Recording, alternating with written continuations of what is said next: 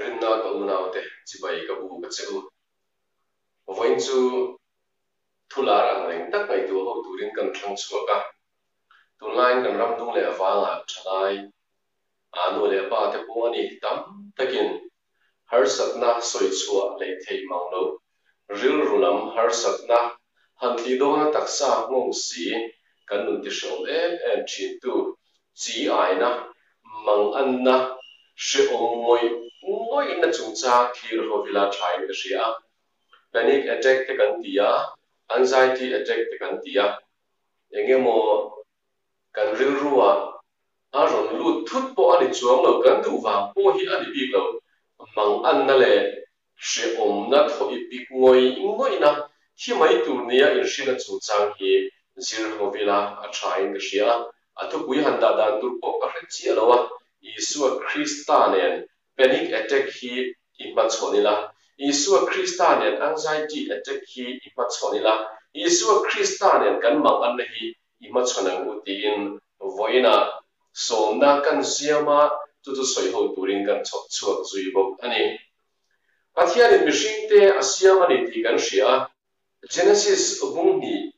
chang sarina chuan tin lar pa pathianin leyavai vutin mishing asiama anara chuan nunna tho chu a tholuta ti chuan mishing chu minung alorita a ti kan muani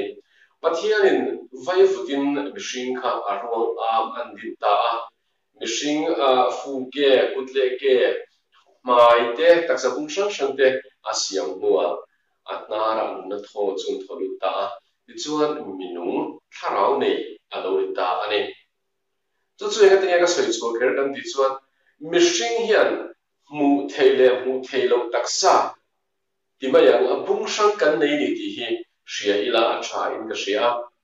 kaunau har satna le mang an tho i ping na ito veni chuan ka soi om sia hi hrimaya i mang ana i chi ai tak tak chuan i eng lai kha nge na ti mai to mala annalai hrim ni alawa i lu kha an vak ka ring lawa nar mit ka tilai mai bor vel ka chu a fel kuara mase kan churi la hin atto tlatani kan ria thei chu kan bing mumma kutle ke mu chura o ma aron no chuwa aron to ta lunga phudut tut maya shok bor lo nuam lowa thok har sa ni si lo hian thok a nuam lowa in chunga a hre oma kan mang ang hi tukvera kan da lo point kong ka kan chuaka varanda te kan te ya muthil a har sa kotla ya te konga te kan te ya kan van ruai chinani ani le kha tinga kan okhan kan englai ni na kan ke mi na nilo churi la hian diklo kha ta ni chula chu kan soi ho tum chu ni khatia pathia ni na mishing an siam khan nara na tho chu tholu ta po nam pang ruang atin fel fik nuwa khan nun kan nei thena turin tharau kan nei thena turin nun na tho min pe chon min dum ta lo ta ni kauna pathian in adin tir chapo hian i taksa zong arwang turte engkim a pe fela chumi ruala aron pek tel chu i tharau ani inun na kha ani ti chon har sana tam ta khovela kan uma kan top theite me maya kan top me buka entirnan thosia lo thoka min han se a kan khuwa sika kan tuna malaria te kan lo veya dengue te kan lo kai ta mizoram chunga te po tin ranum dang sang se awangin nanda kan tok theya bacteria te nanda shikte te virus te fungal infection te min tina theitu ka kan chevela hian tam tak omani sakke ya lo omlutu kan ti tu chia khan bacteria ho a lo om chi on lo omlutu ti te khalo ngai to wa mo ram nuya kal chon sobom ka hau kan tia ma se tu na chon ko pui chu ma chon sobom ka lo om zia om vak lo ma se sobom a lo om virus te a lo tam e ta rule ka hau te kan han tia ma lin chu lu ma chuan rule ai chuan fungal infection ko ka lo lam le so ta ti khan hemi kan tak sa lang thei pathian ino vai vut manga asiam hi chu ti buai thei tu tina thei tu mishing te poina kan han hria thei mai hi tam tak omani a pumpuya longa ti chuan endoscopy te min han ti tira a pumlama fel le lan tia ultrasound te CT scan te MRI te kan tia khovel thiam na mangin kan tak sa lang thei lam pang na hi chu kan en kol ve theya kan in en kol dam fu reng ani kan sarko ni se rei tak tak an dam thei turin treatment lak tu le mo sa om to a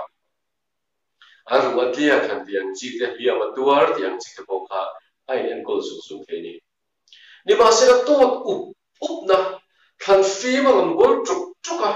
mang a anga muthil na mani lowa mu hil don ta ni la ka muthil chuan ke hi ka mutlang da yang ka har to lowang ka thi yang ti te avan she om em ka lung phu hi tok don ani yang lung phu cholen ka thi don ani yang o thi tura ta chuan kala in pe lo vasin mole ka fa te ka chu te a ke ma nge ko hi kan tia kan tot upa aron mar puwa mang a anga puitling po kan zam ruwa thalai te po an zam ruwa ashe omlu tu kan tia thoa ipika kauna engwange ni chinia kshia ni e taksa na awang le chaklom na awangin athling thi te me mai umlam pang fel to wang te kisena mineral te hormone te ain buk tok lo wang te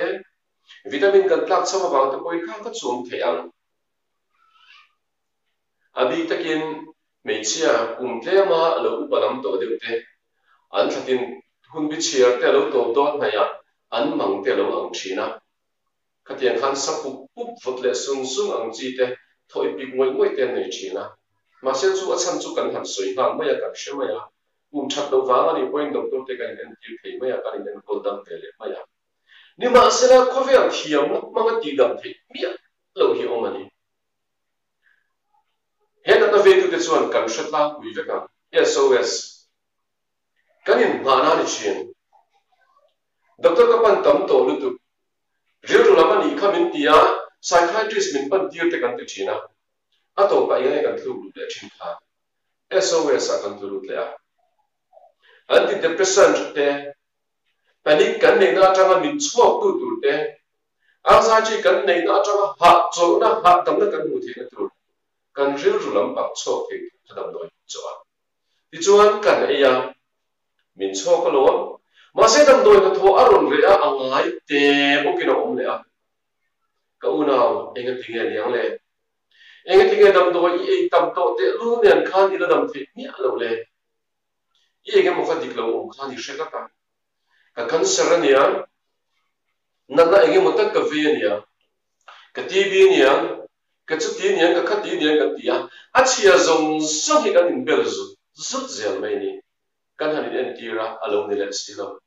kan lung phu dan dut han ngai tu te chuan lung thalo kan ni ngai do ti tu thania ni ma sela ECG te echo te min han ena khokhil sang min han ena normal disi kha enge tinge phu tuk tupa kan bingri at hian nga tinge aron hikle dut zera nga tinge ka chi island si chin me chu ni voina ha tu atana kan than so chu ni kauna tirko pola chon FSC mi te hena chuan FSC mi te hena tirko pola le ka thon bungru chang som le pakhat na chuan dia bolangam thleng chu indo zona pathian ral thuam fam kimin in thuam ro kan buan te hi ti sa le thisen an ni silo lalna tele thunei na tele he thim chu ko khovel ro real tu tele van huna te tharau sual ho te an ni zoke kauna ni china kan soita an khan he tak sa be tu te hi chu thil nu ve tho khan nia ramsa te sakol te thosi te rule te ate tiala bacteria te virus te fungal lampang te chi sang tur lampang ang chi te po ani themin be tu ka min tina tu ko vel lampang thil kha tam tak he tak sa vai vu ta siam be tu le tin tu in amani ni ma se kan ril ru kan tho ik na te kan to up na te mu the si lo thisen exam lang to si lo biopsy lak chi ni bok si lo zoom test mga film fia he ni bok si lo ultrasound na tho ik ka lang the ma x-ray a hian to up a mu the bok si lo ma MRI test scan te kan tia ni ma se la kamu lum mai nga ke hi ei tai la kai su lang a hei chu umina fuat pal ta kin kan lo na hi MRI a te lang si lo fa CT scan a te hen kan chi ai ru te lang ke to si lo kan mang a nga ato pa kan ril ru ha da ma turin SOS a bo kan lu le a SOS ka admin chu ni chi ala ni ma se la SOS ki ko chon he thil se ong tak tu hen tu ge sha chiom lo ma cái ngày vô cùng anh em một giá chung cả lòng tuổi tuổi măng à nga thằng phi mình buồn lúc lúc à đam na tuổi cả số đam na tuổi nhưng mà sẽ là tiền công bố là cho mình lâu sinh sa cái buồn thế hi van buna thế thà rau sual ông tiền rồi kì mu thế lâu họ về là cho nên ram quay sual hậu hiện mình lâu về chỉ na cái mun na cái thiên lu à kan thara lo ma hian riam anon lek vele a liam minon tok tira min ti chi ai thilani chu wa chon tu ra yom da lam thin te kan naw te heti nga zam lu tu a anom da chan te hi nat na wa ni thei te me mai thil sang tak sa chak to lo wang ko ni thei ni ma se la ka una van mun thara so lo mo te an lo che ve thilani ti a tharin shevele la ka tu ya ema chu wang chon he program ko hi kan bo sai ve a sha mani ka soi kim thiam no no ti chu ka sia ni ma se la van mun thara so ho ti hian he tak sa hi ti siat vat an duwa min ti chi a hi nu man ti zo mani awang le shom ti ta ka min tir hi an tum ani thina wa ni Yesu Krista ming lam chungin Yesu Krista ne he na hi he shom na hi do le tila he chi ai na hi Yesu ne he thoi pik na hi Yesu ne na khenila kan mang an na hi Yesu ne na kan khenela Yesu min ti dam the ni athara kan shriat lan ka du e mani ashe omani thoi pik chu amang an thla tu nima selavan huna thara sul om ho de khian kan dam chu ni hi po toi sak min duwa relo de cham kho vela hian omila kan dam chu po chu she om ti reng reng in phangila mang ang takin omila Yesu Krista po hi engani lo hi pathian bel po yeso tak lovani hi ti ril ru min puti hi atuma chong trai thele lovin omila thoi bi ngoi ngoi lo omila thi thoi na ti hi van huna tharau sual om ho te hian an du thina wangin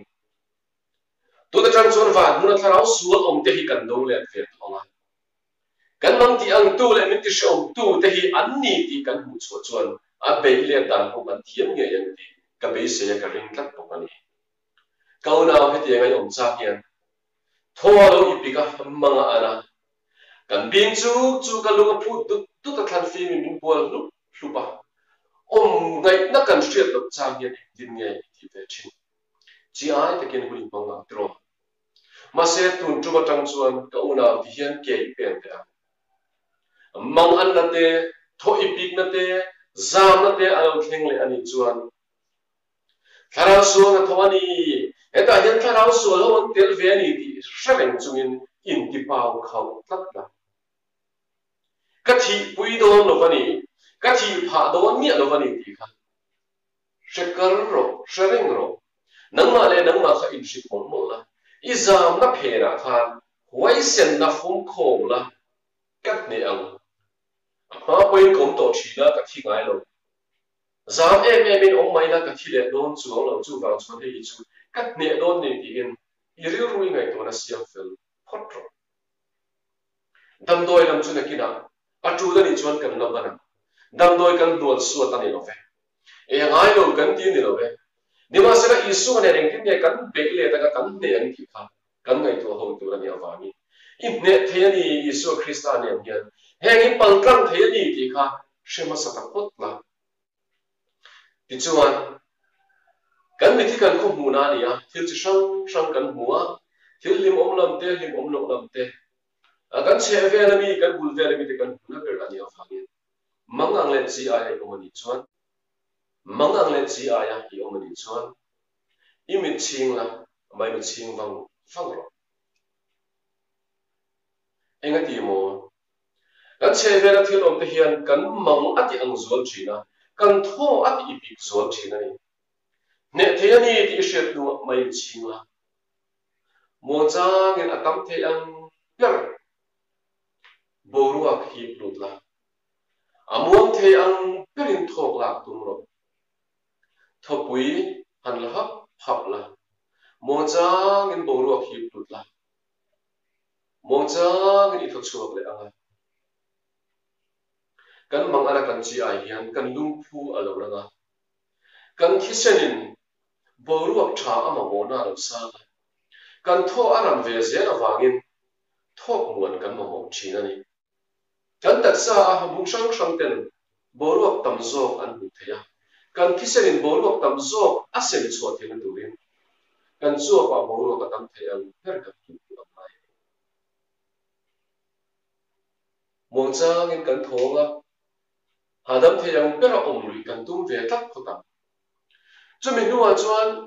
kan ril ru kan ngai tu la hi chol hadam tir kan tum turani kan manga angai tinga kan chol hadam theyang heti lok te chuan tuna po hi kan manga angani hi ni e kha ngai thona khalam kan thino masai khati chung khan hadam kan tum lui ve phota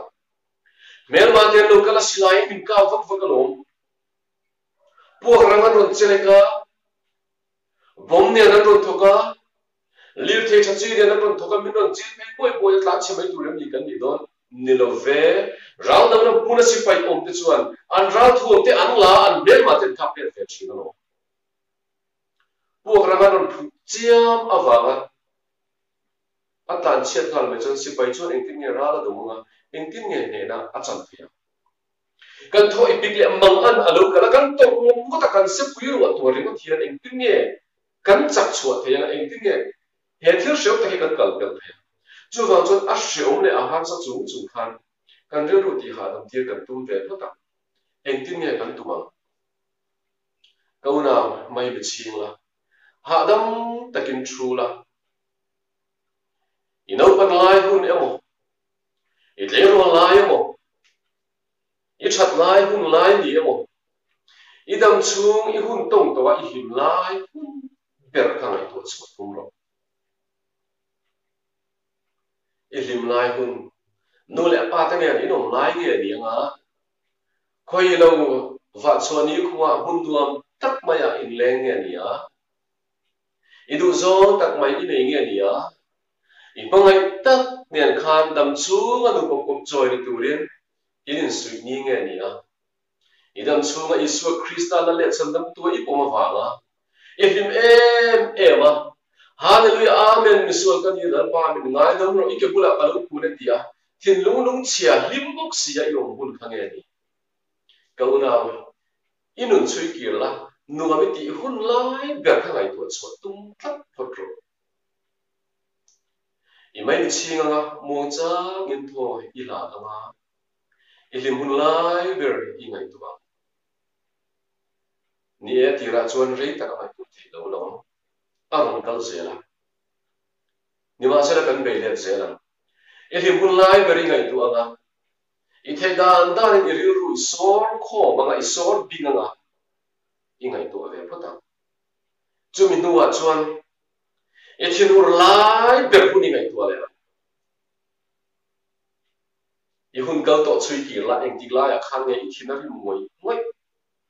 I thinur lai ber hun kha ngai tu chu le tu phota ti chuan I ril ruin thin unna turi ngai tuanga thin rim tak omin tumanga reivak lo nuwa I lung ngai em hun she om iti moi hun ngai tu chui tum le I hun kal to zela khanani hun lo om le tur le I thun hun ni lave hun kal to a I lung ngai em hun kha ngai tu chu tum le photro na inuna nungai na em to lo bani point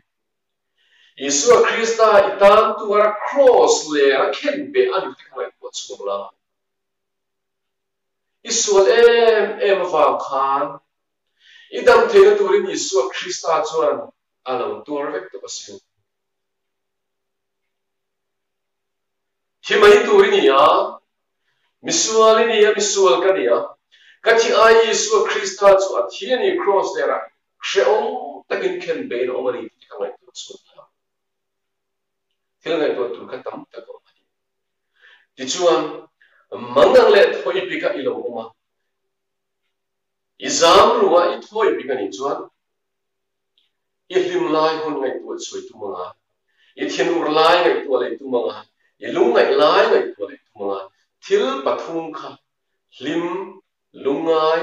thian ur lungai hlim tikhan ngai tu cho I tum do na ni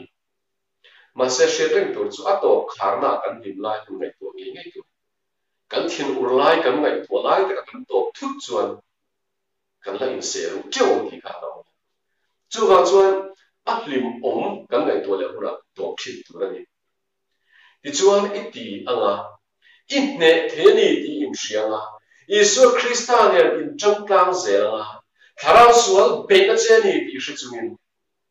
he har sak na le he na ta hi I lo ma chona nga ti chuan ke I pen zel do na ni apoi mo le em dan chu mutam imamo ani ti in hra kan che the anga tam imuang zana re tak min lo tur zingkar nei man nge tho tu la a thabera pe chuan zinga thola ke in thui vak lo ko I pe chen kal ro zing chuan hin chora te bol thiang dongin ke in kal la ti chuan I taksa I pi chitamanga I taksa alo min fit do na ni zana kamu hiam thei si lo wa